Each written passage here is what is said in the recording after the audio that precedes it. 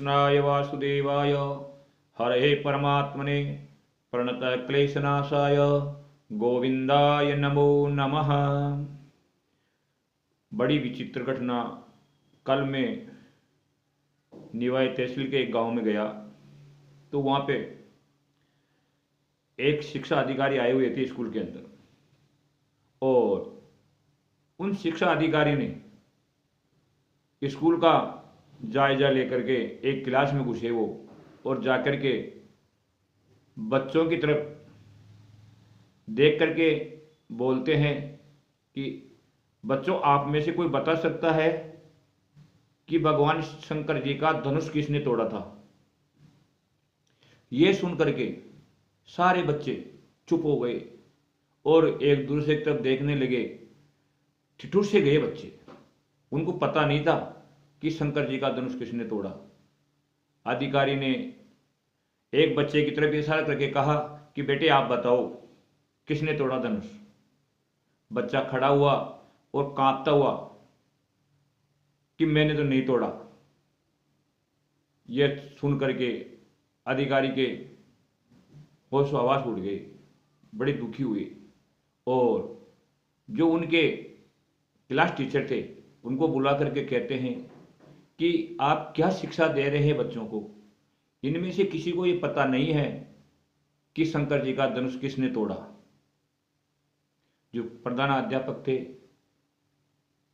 जो वहां के क्लास टीचर थे, उन्होंने भी बड़ा विचित्र जवाब दिया।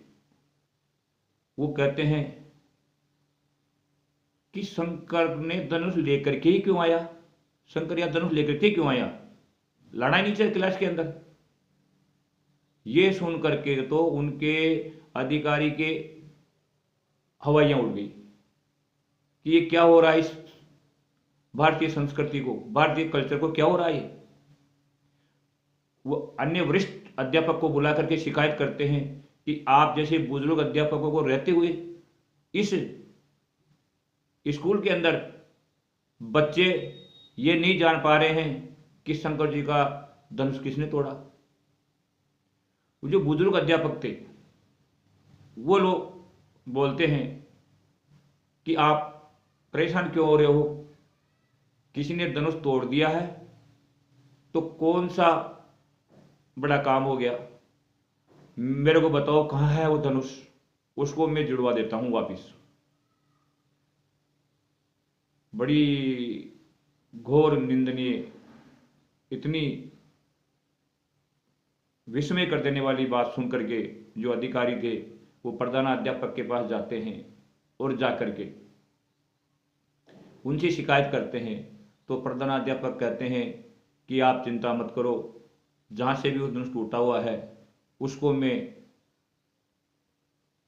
बेच दूंगा और उसकी जगह में आपको दूसरा नया धनुष मंगा करके दे देता हूं। इस प्रकार की बातें सुन करके जो अधिकारी थे, शिक्षा अधिकारी, वो बड़े क्रोधित हुए और उन अध्यापकों को संकेत दिया कि आप लोग जीवन भर इन बच्चों के साथ खिलवाड़ किया है। बच्चों के साथ तो खिलवाड़ किया ही है आपने, अपनी जो भारतीय संस्कृति है उसके साथ खिलवाड़ किया है। अपनी संस्कृति क्या है और अपनी धार्मिक ग्रंथों की कथाएं क्या है, उनसे इन बच्चों को वंचित करके आपने पाश्चात्य की ओर इन बच्चों को धकेल दिया है। अभी मैंने इन बच्चों को पूछूं कि क्रिसमस किस दिन मनाई जाएगी या कोई भी विदेशी जो त्योहार होगा उसके बारे में इनको जानकारी होगी, आप इन बच्चों को हाथ के कलावा तक नहीं बांधने देते हो और अन्य जो चीजों की जानकारी नहीं होनी चाहिए, अन्य धर्मों की जो जानकारी नहीं होनी चाहिए वो आप इनको अवगत कराते हो। क्रिसमस की अवसर मनाने के लिए आपने लाल कलर की जो पोशाकें बनवा करके स्कूल में मंगवाई गई है, क्या कभी आपने रामनवमी के ऊपर सभी बच्चों को भगवान श्री राम जैसी पोशाक पहनाने के लिए उत्साहित किया? या कभी स्कूल में इस नियम को लागू किया कि कल रामनवमी है, कल सब बच्चे भगवान राम की पोशाक पहन करके आएंगे या भगवान श्री कृष्ण की पोशाक पहन करके आएंगे? फिर राम और कृष्ण की पोशाक आप नहीं पहना सकते स्कूल में, तो क्रिसमस के दिन ईसा मसीह की पोशाक कैसे पहना सकते हैं? तो ये एक संदेश प्रत्येक भारतीयों के लिए सोचनीय और विचारणीय है। आप अपने बच्चों को ऐसे स्कूल में कदापि न भेजो जहां पर अपनी संस्कृति का हनन होता हो, अपनी संस्कृति को आडंबर बताया जाता हो या उनके साथ खिलवाड़ की जाती हो। ऐसे स्कूल में कभी अपने बच्चों का एडमिशन मत कराओ, नहीं तो जैसे उस क्लास के बच्चे शिव जी के धनुष के बारे में नहीं बता पाए, आने वाली पीढ़ियां आपकी सनातन धर्म के जो धर्म शास्त्र पुराण आदि हैं उनमें क्या है क्या नहीं है, और जो भारतवर्ष भगवान श्री राम के आदर्शों के नाम से जाना जाता है उसको भूल जाएंगे और इन विधर्मियों का राज सर्वत्र हो जाएगा। आप लोगों को बड़ा ध्यान देने योग्य बात है। इस विषय को बड़ा गंभीरता से ले। जय राधे, जय गोविंद।